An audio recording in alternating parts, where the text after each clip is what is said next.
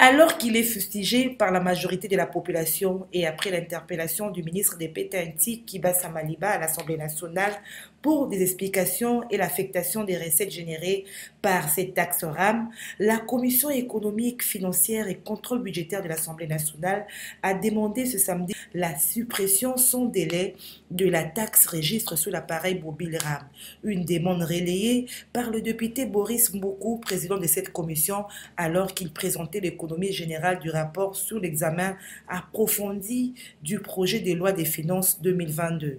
Une option, dit-il, levée par sa commission après avoir auditionné le ministre des Pétanti et le DG de l'ARPTC. En croire cet élu du peuple, la taxe RAM n'a pas été retracée, ce qui motive l'option levée par le COFIN. En proposant sa suppression, dit-il, de ce qui précède, sa commission propose la suppression pure et simple et sans délai du prélèvement du RAM sur toute l'étendue de la République démocratique du Congo. La liste de membres de l'opposition au bureau de la Commission électorale nationale indépendante tarde encore, alors que le calendrier de finalisation du processus de désignation des délégués de cette institution d'appui à la démocratie a déjà été dévoilé. Les calendriers prévoit l'entérinement de ces délégués la semaine prochaine. Face à cette situation, le président de l'Assemblée nationale, Christophe Mbosoko Diapwanga, a, dans sa communication ce samedi 11 décembre 2021, plaidé une fois de plus pour la participation des délégués de l'opposition afin de compléter le bureau de la Commission électorale nationale indépendante. En croire le speaker de la Chambre basse du Parlement, il serait difficile de procéder au bon déroulement du processus électoral sans la participation de l'opposition. La deuxième raison, dit-il, tient à la nécessité d'assurer l'inclusivité et donner à l'opposition son droit de regard garanti de transparence du processus électoral. Fort de cette collaboration manifeste républicaine, il serait de bonne politique que l'opposition y prenne part dès le départ, a annoncé le président de l'Assemblée nationale, Christophe Mbosoko Diapwanga. Conclu le 11 novembre 2019 à Johannesburg, en Afrique du Sud, entre la République démocratique du Congo et la République du Congo, le projet de loi portant autorisation de la ratification de l'accord relatif au financement à la construction et à l'exploitation du pont-route rail sur le fleuve Congo entre les villes de Brazzaville et Kinshasa a été adopté le vendredi 11 décembre 2021 au Conseil des ministres par le gouvernement congolais. Le coût total du projet, incluant notamment les coûts de travaux, les coûts de développement et les charges financières s'élèvent à 713,4 millions d'euros. Les travaux de construction de ce pont-route rail sous le fleuve Congo entre les villes de Brazzaville et Kinshasa devraient débuter en août 2020 ont été repoussés en croire le gouvernement congolais en 2023 et sera mis en exploitation dès 2028. En effet, l'accord signé détermine les principes de coopération entre l'État dans le cadre de la mise en œuvre de projets dans tous ces aspects liés tant au financement, à la conception, à la construction, à l'exploitation qu'à l'entretien aussi bien du pont-route rail que de postes de contrôle uniques frontaliers et des positions de voies d'accès situées entre le pont et les postes de contrôle unique frontaliers. Ce projet de loi adopté par le gouvernement sera soumis au Parlement. Cela permettra aux bailleurs de fonds de décaisser les moyens nécessaires pour le début des travaux. Les échanges entre le ministre de la Santé publique, Hygiène et Prévention, Dr Jean-Jacques Mbungani, et le bourgmestre honoraire de la ville de Liège en Belgique ont porté sur un projet concernant l'appui médical de la région liégeoise pour le renforcement du système de santé à Kinshasa. Ce projet s'attellera également à répondre à un éventuel appui technique en termes des équipements médicaux et des fournitures des médicaments pour assurer un plateau technique adapté à la prise en charge des malades. La question sur l'évolution de la pandémie Covid-19 a été aussi évoquée au cours de leurs échanges. En effet, le bourgmestre honoraire de la ville de Liège a parlé d'une possibilité pour sa ville de contribuer et d'accompagner le ministère de la Santé congolais dans la sensibilisation pour la vaccination massive contre la Covid-19 dans les 24 communes de Kinshasa en vue d'atteindre l'immunité collective au niveau de la capitale. Presque 3 points et D'abord, c'était des projets que mon collègue a amenés pour notre pays en termes d'aide médicale, amener le matériel médical pour nos hôpitaux ici, qu'il y en a tellement besoin, puisqu'il y en a qui sont dépourvus de matériel de base ici au Congo. Et ensuite, par de fourniture de médicaments, de fils de suture et consorts. Et le dernier point que nous avons évoqué, c'est de la pandémie coronavirus qui en ce moment est en train de refaire surface partout dans le monde et chez nous aussi au Congo. Vous avez vu vous-même avant notre entrée, il y avait la visite du professeur Mouyembe qui est venu échanger avec les ministres. Nous avons évoqué ces points-là pour qu'enfin nous puissions sensibiliser la population pour la vaccination massive au niveau de nos communes. Toutefois, le fonctionnaire belge Guylaine a été très émerveillé par la réceptivité du ministère de la Santé publique, Hygiène et Prévention, Dr Jean-Jacques Mbongani, qui a salué le projet de la ville de Liège dans le cadre de la coopération historique entre le Royaume de la Belgique et son pays, la République démocratique du Congo, dans le domaine de la santé. C'est sous les thèmes « Tous ensemble pour la promotion des affaires coutumières, un esprit sain dans un corps sain au service public » que le secrétariat général aux affaires coutumières a organisé cet atelier de renforcement des capacités des cadres et agents dont la cérémonie de clôture a été présidée par le vice-ministre de l'Intérieur, Sécurité, Décentralisation et Affaires coutumières, Jean-Claude Molipe Mandongo. Ainsi, dans son allocution, le secrétaire général aux affaires coutumières est revenu sur les défis de l'organisation de cette formation, notamment outiller le participant pour être productif, plus performant et apte. L'effectif des seniors jouissent l'expérience administrative étant très réduit. La formation figure parmi les défis majeurs de notre action. Dans l'approche, elle nécessite une accélération et des moyens financiers adéquats.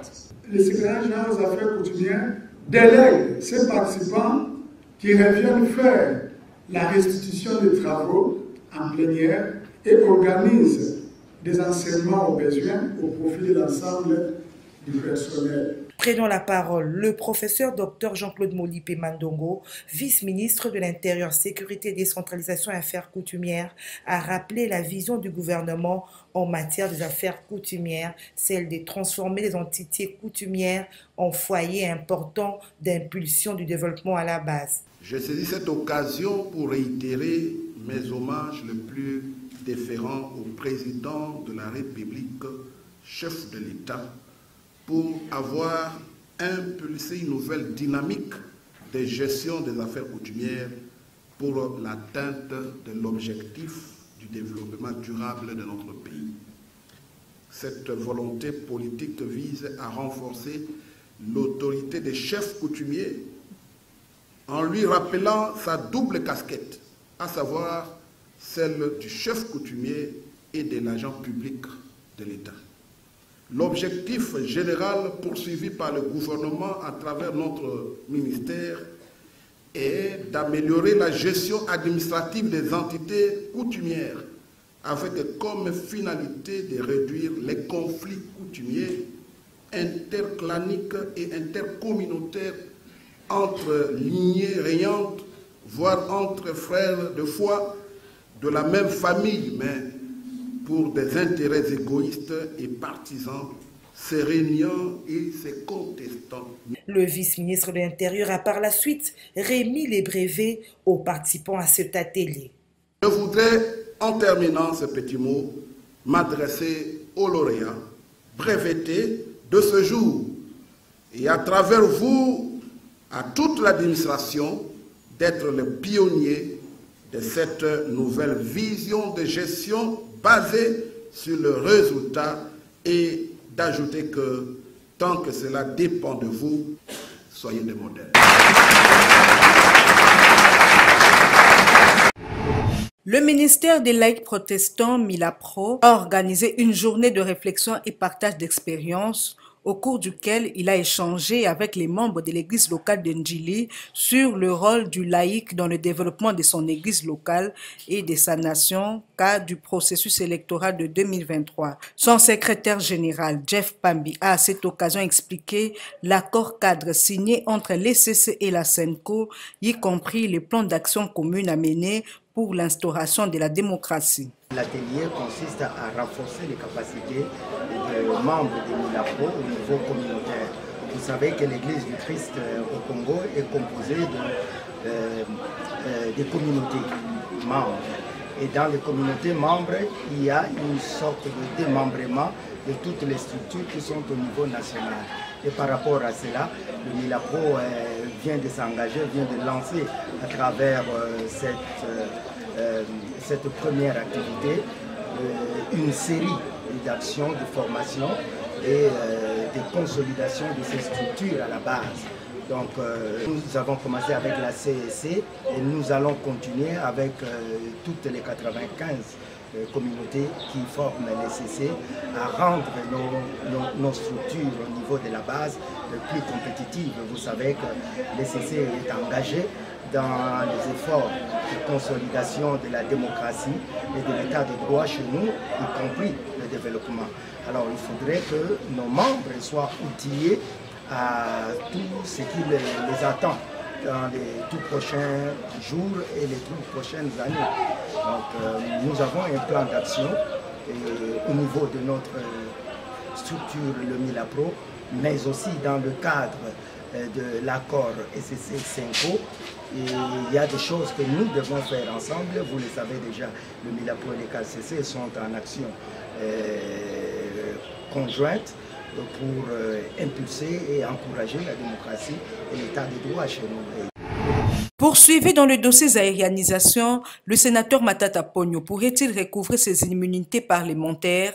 Interrogé à ce sujet, Maître Willy Wenga estime qu'il revient à ce dernier de collaborer avec la Cour constitutionnelle pour obtenir la lettre du procureur général de la dite Cour ayant classé sans suite ce dossier afin de la présenter au bureau du Sénat dans le but de recouvrer ses immunités. La Cour s'est déclarée incompétente, mais la Cour pouvait aller plus loin. Jusqu'à déclarer même l'action irrécevable du procureur général parce que le procureur général lui a amené un sénateur qui avait encore ses immunités dans ce dossier-là de Bukangalonji. Pour le dossier de la zéranisation, le sénateur Matata a vu ses immunités être enlevées et l'autorisation de poursuite être accordée au procureur général par le bureau du Sénat, conformément à la loi, conformément au règlement de l'intérieur. Mais là, il y a un élément important aussi à noter, c'est que trop vite, le procureur général va instruire le dossier, trop vite, il va l'arrêter, il va le placer sous mandat d'arrêt provisoire, lequel mandat d'arrêt provisoire s'exécute par la résidence surveillée, s'agissant d'un parlementaire, mais trop vite aussi, le procureur général l'a libéré, au motif qu'il y a deux pièces qui étaient au dossier et que lui n'avait pas vues. Et les bruits ont circulé que le procureur général a conclu à un non-lieu, donc à un classement sans suite. Pendant que le procureur n'a encore rien dit. Le procureur n'a encore rien dit par lettre. Et c'est ça, c'est que l'opinion doit retenir, c'est que le procureur général pour la Cour constitutionnelle n'a pas encore donné la réponse. Et qui doit solliciter cette réponse-là? Matata lui-même. Une autre opinion demanderait à ce que le Sénat demande, que le Sénat fasse cesser. Chez nous en droit, celui qui a intérêt qui agit vite. Celui qui a intérêt qui agit le premier. Lui qui a intérêt à ce que ses immunités soient levées, a intérêt à faire urgence à ce qu'on lui puisse lui répondre. Que ce n'est pas le travail du bureau du Sénat de répondre. Ce n'est pas le travail du bureau du Sénat de livrer la lettre. Non. Et la cacophonie qu'on a vécue il y a quelques heures à l'Assemblée, au Sénat, pouvait être évitée si tout le monde comprenait qu'il y a la nécessité. Mais le Sénat comme Sénat peut avoir le pouvoir, peut donner des injonctions au procureur de poser l'acte. Parce que le sénateur ne doit pas rester comme ça jusqu'à quand? Dès lors que le parquet ne pose plus aucun acte, dès que le parquet a dit tout haut qu'il a classé sans suite parce qu'il y a un non-lieu, le parquet justifierait comment le fait de ne pas donner à M. Matata sa lettre de classement sans suite. C'est une formation semi-gratuite en conduite automobile, français, anglais, esthétique et coupe et couture que le centre de formation Anouka dispose depuis 5 ans ici en l'enceinte de la FIKI. Son promoteur Emmanuel Kabou Mwanandeke dit s'inscrire dans la vision du chef de l'État. Et pour marquer ces 5 années d'existence, une marche de santé a été organisée allant de la foire internationale de Kinshasa, passant par Limete, Ngiringiri pour chuter dans la commune de Bandalungwa où un repas a été partagé autour d'un verre. Sur place, des brevets ont été remis aux lauréats de cette 5e promotion. Nous sommes en train de célébrer pour 5 ans et remise aussi de brevets. Toute personne qui a terminé, qui veut prendre leur brevet, et nous sommes là, on est en train de remettre le brevet. Et nous sommes déjà avec le brevet, on est en train de donner à tous nos étudiants, coupe et couture, esthétique, français, tout le monde, nous sommes là et nous invitons à toute personne qui veut apprendre, le métier, il n'a pas de travail, il ne connaît rien. Nous avons besoin de vous. Auto-école Anouka cherche tout le monde. Emmanuel Kabou Mwanandeke, promoteur du centre de formation Anouka, lance un appel à qui pourrait les soutenir dans cette œuvre qui permet de rendre utile les jeunes désœuvrés. C'est le centre de la formation Anouka Développement. Nous sommes une jeunesse qui ont pris conscience de notre vie et nous sommes là pour participer à la vision du chef de l'État. Le chef de l'État a dit que non, le peuple, prenez-vous en charge. C'est pour cela nous, Asbel Anouka, nous sommes dit que non, on ne peut pas croiser les bras. Nous sommes là pour sensibiliser la jeunesse à ce qui concerne la formation. Et c'est pour cela nous lançons l'appel à tout le monde, vous qui nous suivez partout. Nous avons besoin de votre soutien. Nous sommes des jeunes. Nous n'avons pas beaucoup de moyens, beaucoup de soutien. Mais avec votre présence, avec votre main, je pense que vous allez nous aider à relever et à sensibiliser encore la jeunesse partout. Un Congolais innove pour mettre fin aux embouteillages dans la ville de Kinshasa. Mathieu Takizala, de Spécial Auto Garage, crée une application permettant de connaître d'avance l'itinéraire, la situation de la route afin de dévier les embouteillages et gagner du temps. Donc, en tout cas, l'application, c'est une solution pour nous à l'ère actuelle en République démocratique du Congo parce que la République est en train de perdre de plus en plus. Et c'est pour cela, l'entreprise Spécial Auto que je dirige, on a estimé qu'il faut absorber tous ces problèmes des embouteillages dans les grandes villes congolaises pour que nous puissions avancer. Et l'application est simple.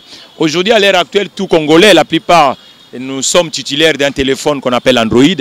Et la plupart des Congolais utilisent aussi des applications mobiles dans leur téléphone. Donc ça signifie qu'il faut s'inscrire simplement sur cette application.